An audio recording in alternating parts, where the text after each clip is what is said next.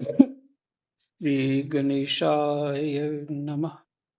श्री सीतारामाभ्यां नमः। श्री हनुमते नमः। श्री उमापते नमः। श्री गुरुवे नमः। सब संतन की जय जय। जय जय सीताराम। जय जय राधे श्याम।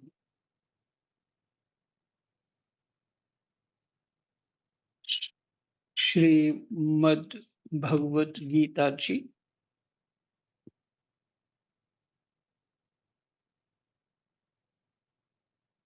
अध्याय 18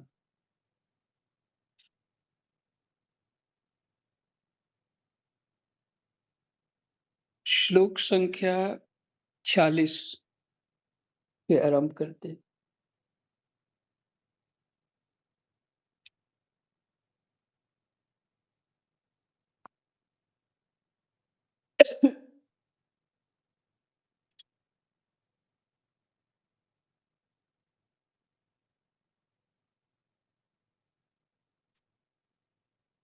भगवान श्री कृष्ण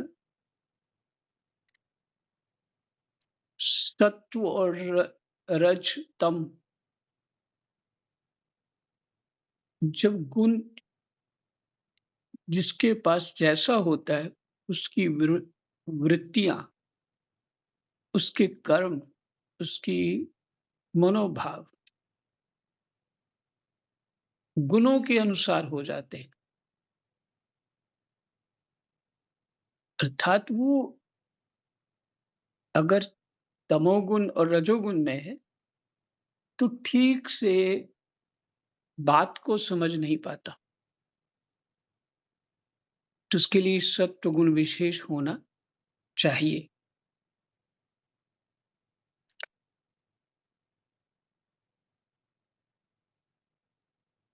ये ही चर्चा चल रही है।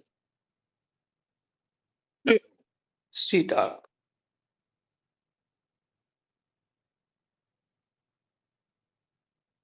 संख्या 46 में जिस परमात्मा से संपूर्ण प्राणियों की प्रवृत्ति, यहाँ प्रवृत्ति का अर्थ लिया है उत्पत्ति,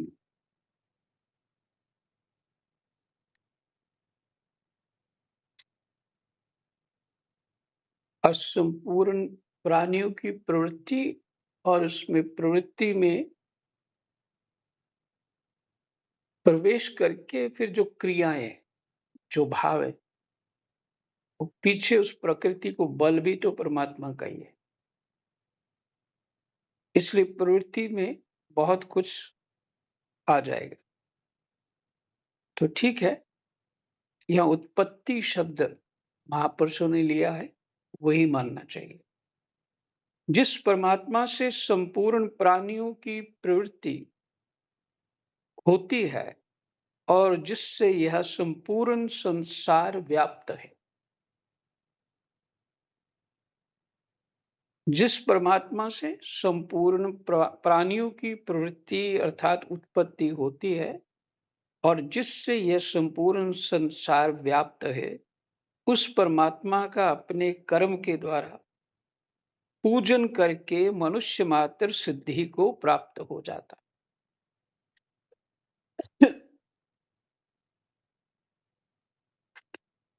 इससे अच्छा श्लोक क्या हो सकता?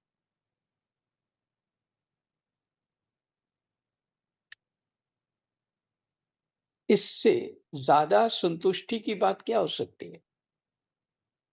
अगर श्लोक को ध्यान दे, समझ में आए, उस परमात्मा का अपने कर्म के द्वारा पूजन करके मनुष्य मात्र सिद्धि को प्राप्त हो जाता है। अब तो फिर पीछे वाली बात को भी लेना पड़ेगा।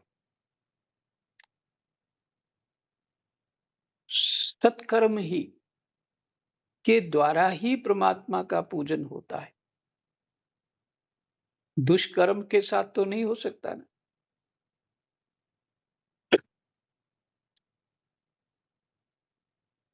तो सत्व गुण विशेष तो चाहिए।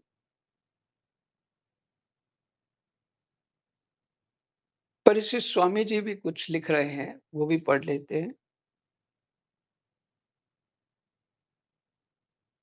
स्वामी जी कहते हैं, ये वैसे उसका ही विश्लेषण कर रहे हैं। दूसरे अध्याय के 6वें नहीं, ये भागवत जी का लगता है। श्रीमद् भागवत होगा।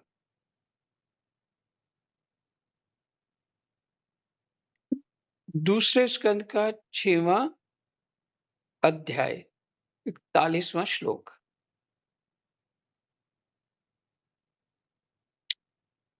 कहते हैं, अतः ये संसार भगवान की ही मूर्ति है। जैसे मूर्ति में हम भगवान का पूजन करते हैं, पुष्प चढ़ाते हैं, चंदन लगाते हैं, तो हमारा भाव मूर्ति में ना होकर भगवान में होता है।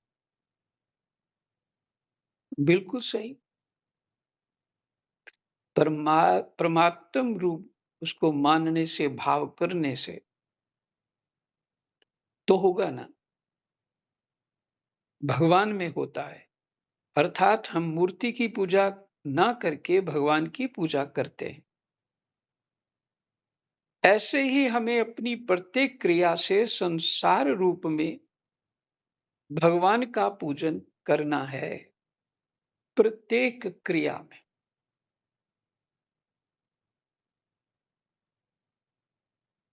इस प्रकार सभी अपने अपने कर्मों के द्वारा एक दूसरे का पूजन करें।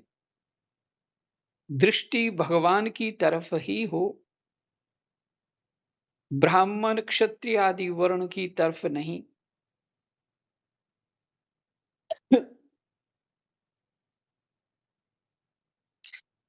जैसे ऋषि मुनि भगवान श्री राम को प्रणाम करते हैं तो भगवान के भाव से प्रणाम करते हैं, क्षत्रिय के भाव से नहीं। भगवान को जो प्रणाम करते हैं वो क्षत्रिय के भाव से नहीं करते, भगवान के भाव से करते हैं। बहुत अच्छा लिखा है, बहुत क्लियर हुआ।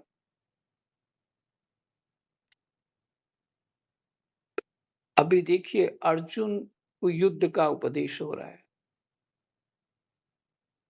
और फिर वो श्लोक के आधे से आधा जो भाग है उसमें कहते हैं, जो मैं अक्सर सुनाता हूं, महामन सुमर युद्ध च, मेरा स्मरण करते हुए युद्ध कर। तो ये पूजा है, कर्म योग है।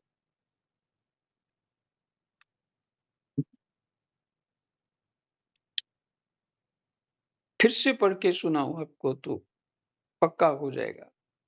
संसार भगवान की ही मूर्ति है। जैसे मूर्ति में हम भगवान का पूजन करते हैं, पुष्प चढ़ाते हैं, चंदन लगाते हैं, तो हमारा भाव मूर्ति में ना होकर भगवान में होता है।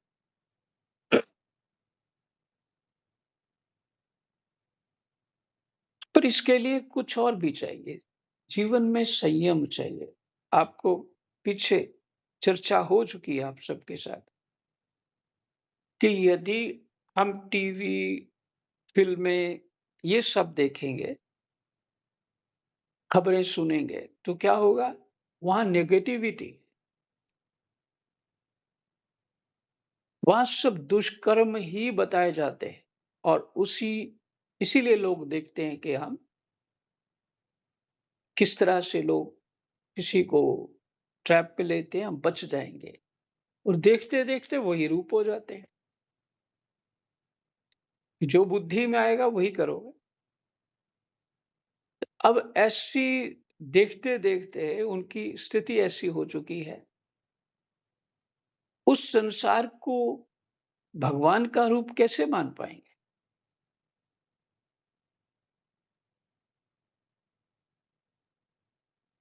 जिसने जीवन में संयम किया होगा, कितना देखना है, कितना सुनना है, कितना बोलना है, कितना समझना है, कैसा विचार होना चाहिए, कैसा भाव होना चाहिए, ये सब गीता जी सिखा रही हैं, बता रही हैं। और प्रश्न भी अर्जुन ऐसे ही कर रहे हैं, तभी तो ये भाव हो पाएगा ना। हम राग द्वेष में ही चिपके रहे तो संसार भगवत रूप कहाँ दिख रहा?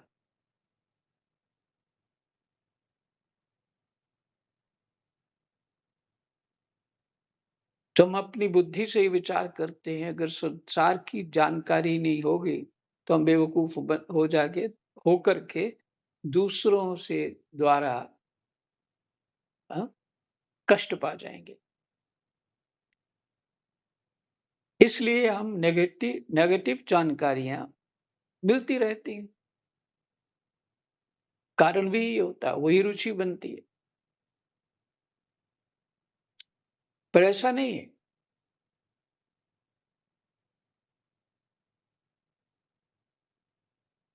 ऐसा नहीं। इसी संसार में सब तरह के जीव हैं, पर जो भी हानि लाभ होता है अपने कर्म अनुसार होता है। और साथ में जब भगवान की शरणागति होती है, बहुत सारे लोग जंगल में रहते हैं, बहुत सारे लोग बहुत खराब जगह में रहते हैं, तो भी वो वहां पे ठीक है। कई लोग तो कोरोना में मुर्दे जला जला करके भी बचे रहे हैं, और कोई घर के अंदर सैनिटाइजर करता हुआ मर गया।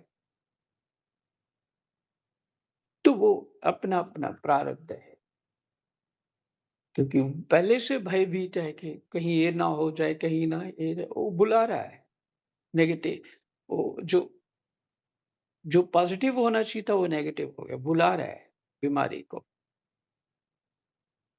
तो भगवान को, संसार को भगवत रूप कैसे देख पाए जब तक हमारी ही मति शुद्ध नहीं होगी, तब तक ये संभव नहीं।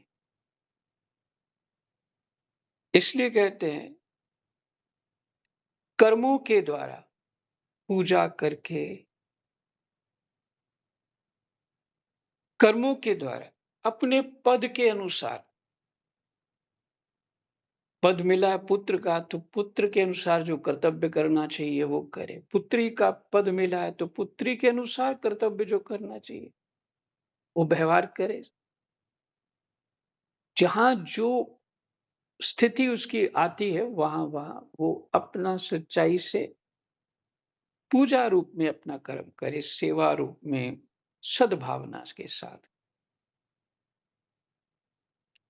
इतनी बात है, अंतःकरण शुद्ध होते ही जीव को उस तत्व की प्राप्ति हो जाती है।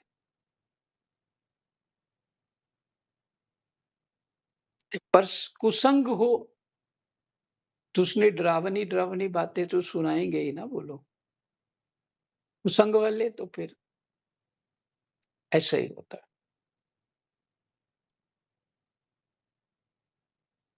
सीताराम।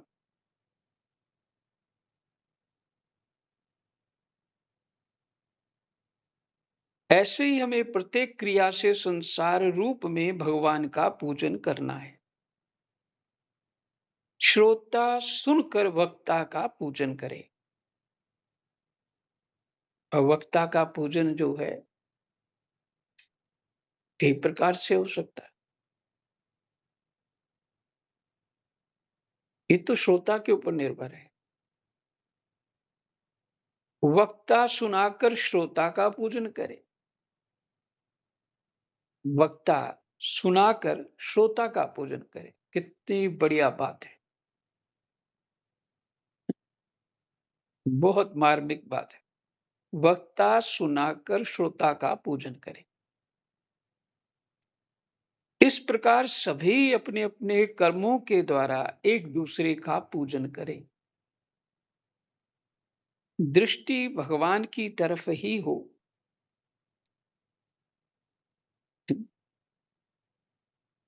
पूजन अगर वक्ता श्रोता का सुना के पूजन करता है, तो श्रोता में भगवत बुद्धि रखता है। श्रोता में भगवत बुद्धि रखता है।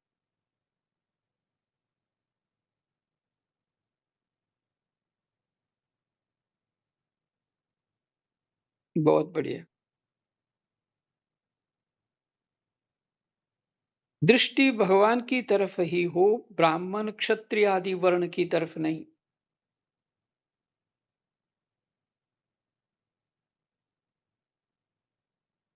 जो सेवा करता है, उसका पूरा ख्याल रखना चाहिए। यही उसका पूजन है। उसके आदर का भी,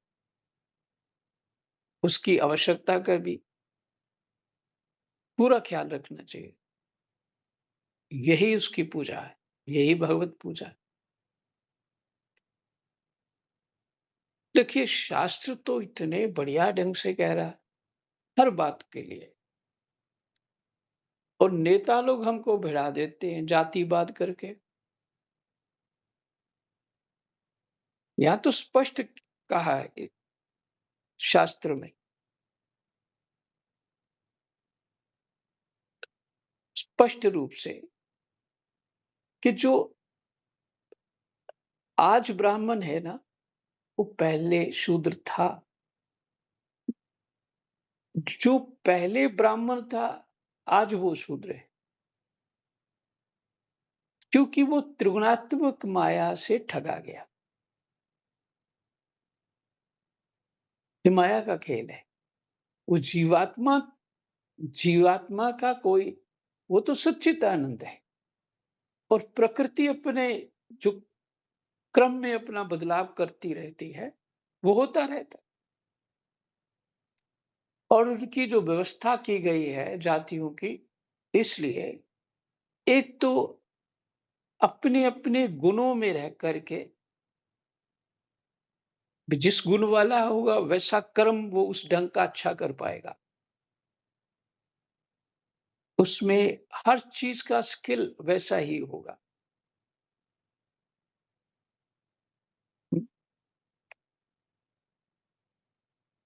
क्षत्रिय लड़ने में उसके अंदर ऐसी रजोगुण भरा रहता है, और थोड़ा तमोगुण भी होता है, थोड़ा सत्वगुण भी होता है, और रजोगुण रजोगुण विशेष होता है। तो क्षत्रिय स्वभाव हो जाता है उसका। तो वो कि वही कर सकता है, और वहां ब्राह्मण को खड़ा कर देंगे क्या? जहाँ बनिया को खड़ा कर देंगे तो वो काम कर पाएगा? नहीं, संभव नहीं। वो गुण करा रहा है। इसलिए इसमें क्या होता है कि इसलिए वर्ण संकरता नहीं होनी चाहिए।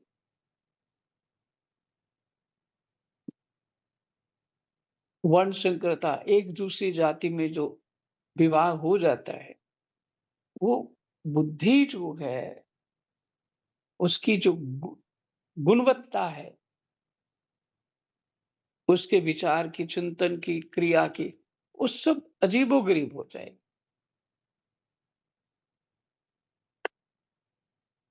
इसलिए अपने ही कर्म में कहीं भी वो खड़ा है, तो वो सीधा भगवत प्राप्ति कर सकता है। क्यों नहीं कर सकता? कर इसलिए सकता है, तो भीतर तो आत्मा है ना, भीतर तो आत्मा है, जो तुम्हारा है वैसा उसका है। थोड़ा गुणों का ही फ़र्क आया, वो फ़र्क तो प्रकृति का है, आत्मा का फ़र्क थोड़ी है। इसलिए सेवक की भी सेवा करके, उसका पूरा ख़्याल रख के, उसके आदर का भी ख्याल रखे। ये स उस सेवक की पूजा हो गई, क्योंकि भीतर हमने परमात्मा देखा।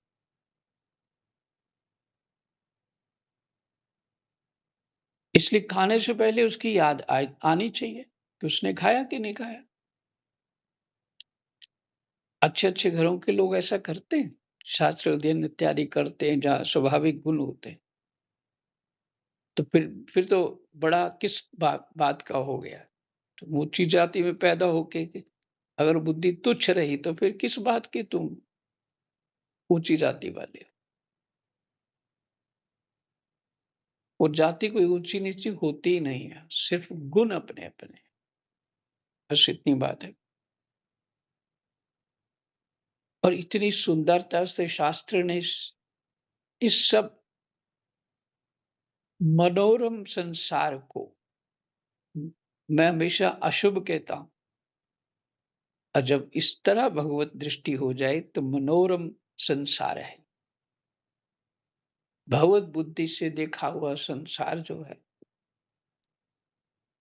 वो मनोरम है और बहुत बहुत ही उत्तम, और यही तो साधना है।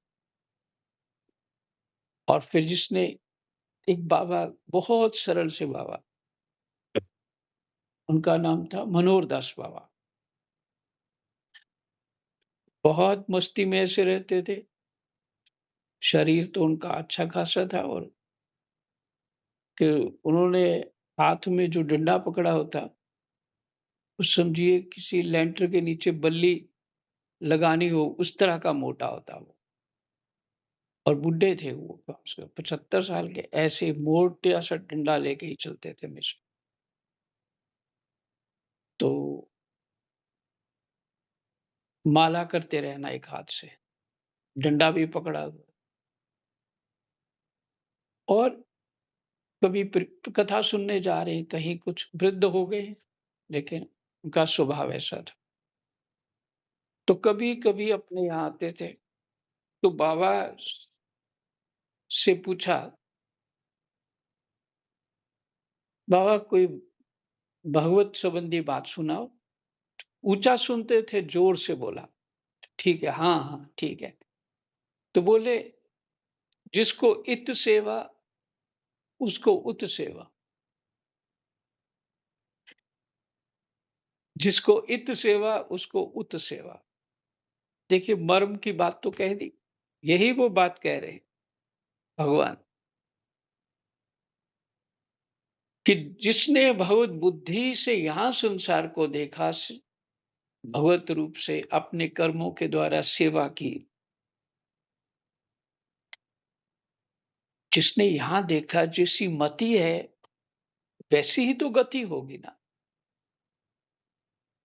उत सेवा, भगवत धाम में भी सेवा मिलेगी, माने वो भगवत धाम जाएगा। सीताराम।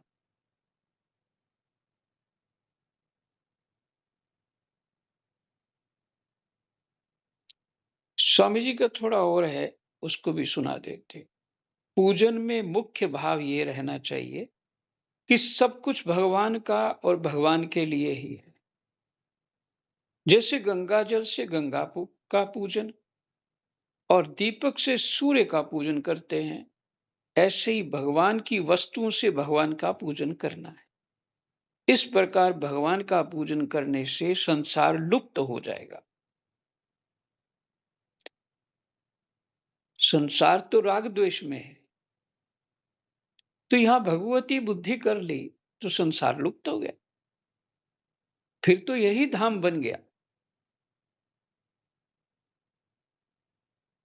यही संसार धाम बन गया। तभी तो महापुरुष कहते हैं कि सिया राम मैं सब जग जानी, करो प्रणाम जोरी जुग पाने। उन्होंने संसार को ऐसे देखा, ऐसे समझा, ऐसे जाना।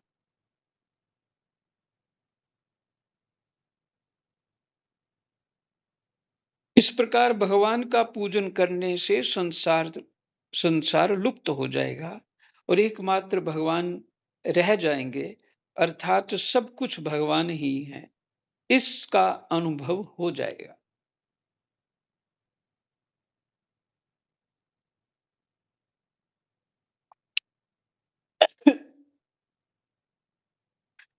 सीता।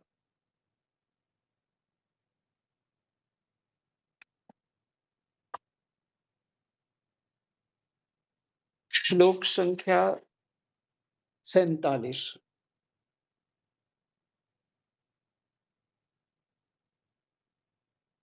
अच्छी तरह अनुष्ठान किए हुए पर धर्म से गुण रहित भी अपना धर्म श्रेष्ठ है।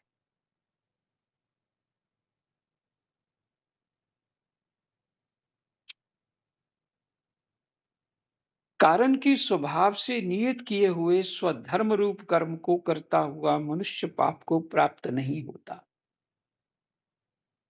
बहुत ही बढ़िया श्लोक।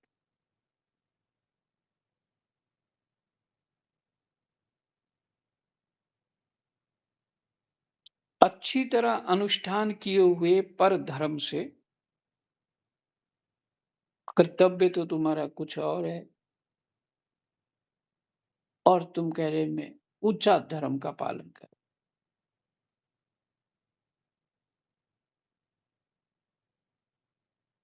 एक शास्त्रों में ऐसा है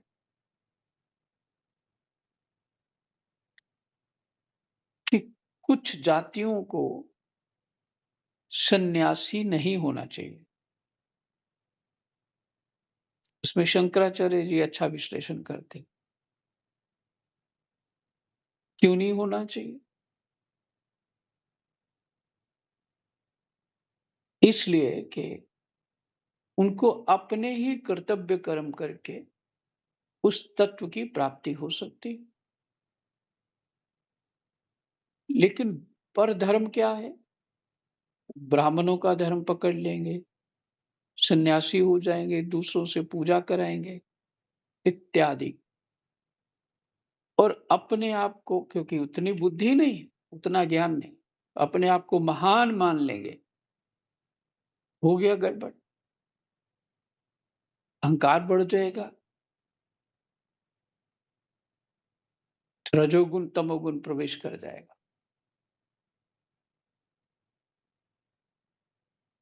हम्म?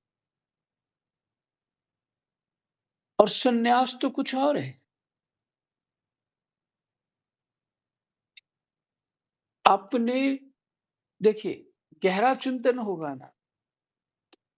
अगर इतना ही कर लिया पीछे श्लोक में जो सुना, तो सन्यास हो गया।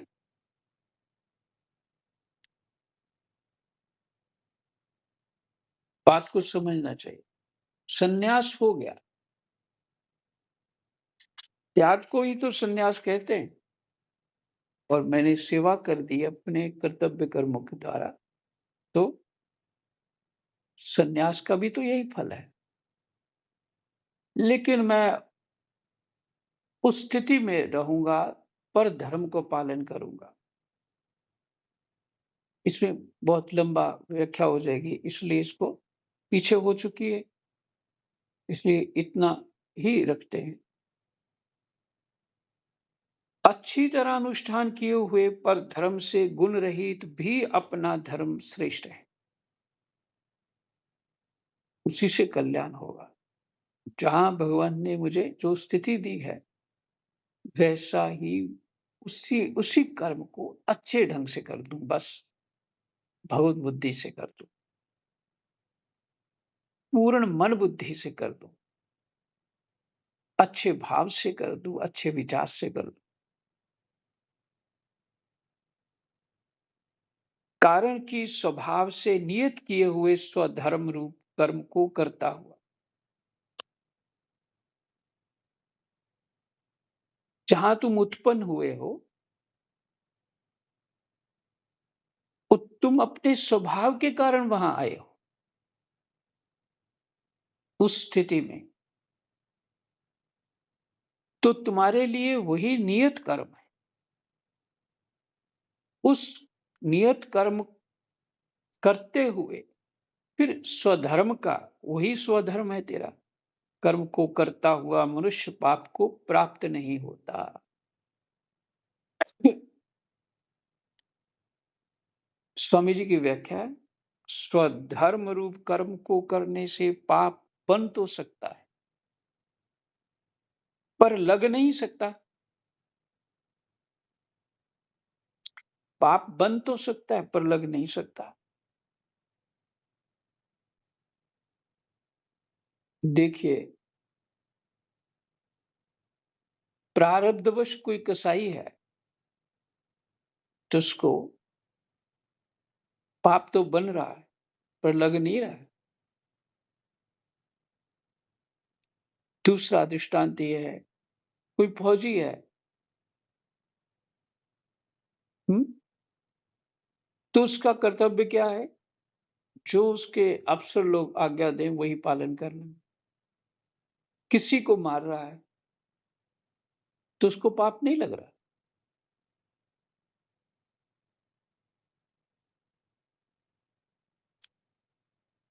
जो कारण होगा उसका पाप का, उसी को ही पाप लगेगा। वो तो अपना कर्तव्य कर रहा है।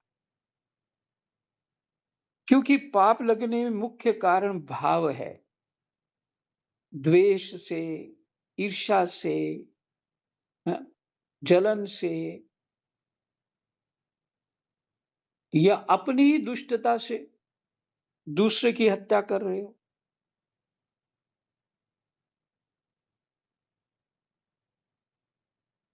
हम तो भाव कारण, ये भाव है, ये अवगुण से तुमने ये काम किया।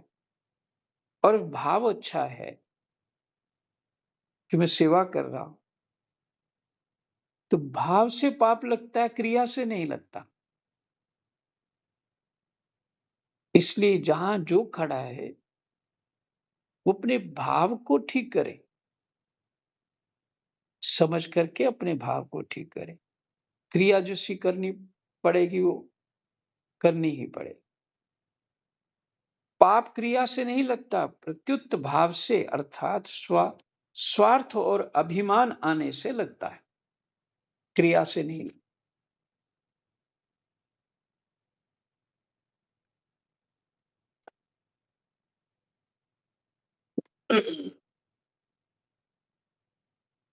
हम चावल छान रहे हो, शुद्ध शुद्ध करे, कीड़े निकाल रहे हो, देखने में तो पाप ही है। कीड़े खा रहे थे, तुमने उठा के बाहर फेंक दिया, मार दिए, तो पाप लग गया क्या? तुम्हारा भाव तो ये नहीं, भाव तो ये है, भोग लगेगा, भगवान जी का प्रसाद पाएंगे, सबको अमृत रूप प्रसाद मिलेगा, सबकी उधर पूर्ति हो जाएगी, सुखी हो जाएंगे। भाव तो यही है। प्रक्रिया से जो क्रिया करी है उससे कोई दोष नहीं लगेगा। हे कुंती नंदन, संख्या 48। हे कुंती नंदन, दोष युक्त होने पर भी सहज कर्म का त्याग नहीं करना चाहिए, क्योंकि संपूर्ण कर्म धुएं से अग्नि की तरह किसी ना किसी दोष से युक्त है। खाना बनाना ही हो तो कितने जीव जंतुओं को गरम गुरम करके मार देते हो भाई।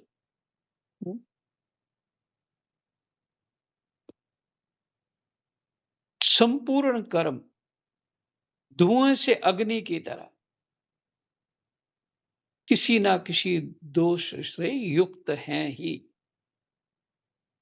चाहे तुम किस जाति में रहो, कैसे ऊंचे पद पे रहो, दोष तो वह भी बन जाता है।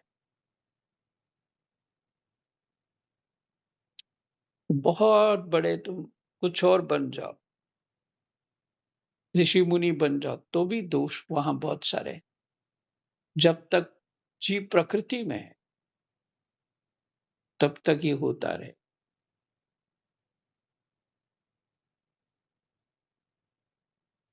स्वामी जी की व्याख्या, समय तो हो गया, स्वामी जी की जल्दी से व्याख्या सुना देते। निषिद्ध कर्म में आसक्ति होने से अथवा निषिद्ध रीति से भोग भोगने के कारण ही विहित कर्म कठिन प्रतीत होता है। बहुत बढ़िया। निषिद्ध कर्म में आसक्ति होने से, जो नहीं करना चाहिए, जिसको शास्त्र मना कर रहा है, उसमें आसक्ति हो जाए, अथवा निषिद्ध रीति से भोग भोगने के कारण ही विहित कर्म कठिन प्रतीत होता है। उसी को जो नियत विहित कर्म है वो कठिन प्रतीत होता है। हम्म? वास्तव में विहित कर्म सहज स्वाभाविक है, इसमें परिश्रम नहीं। सुबह इसी के ऊपर थोड़ा चर्चा करनी है, समय बहुत हो गया। इसी व्याख्या के ऊपर 41वें श्लोक से यहां तक स्वकर्म, स्वधर्म और सहज कर्म शब्दों का प्रयोग किया गया है। इससे यह सिद्ध होता है कि भगवान स्वकर्म और सहज कर्म को ही स्वधर्म मानते हैं। विहित कर्म करने में कुछ ना कुछ दोष होता है, तो है। जो विहित मैंने तुम्हारे लिए निर्धारित है, कुछ ना कुछ दोष तो होता तो है। पर कामना, सुख बुद्धि, भोग बुद्धि ना रहने से दोष लगता नहीं। ये क्यों बता रहे हैं भगवान? अर्जुन इसको दोष मान रहा है, पर तेरा ये विहित कर्म है, अर्जुन को बता रहे। और सभी कर्मों में दोष है,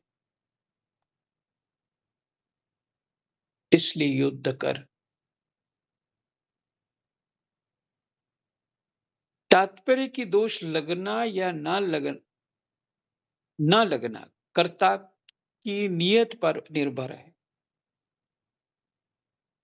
जैसे डॉक्टर की नियत ठीक हो, पैसों का उद्देश्य ना होकर सेवा का उद्देश्य हो, तो ऑपरेशन में रोगी का अंग काटने पर भी उसे दोष नहीं लगता। प्रत्युत निस्वार्थ भाव और रोगी के हित का भाव होने से पुण्य होता है, और यदि वो भाव दूषित है तो फिर तो दोष लगेगा। ठीक है। जय जय सीता राधे श्याम विश्राम कृष्ण वासुदेवा हरे परमात्मने प्रणतः क्लेशनाशाय गोविन्दाय नमो नमः। जय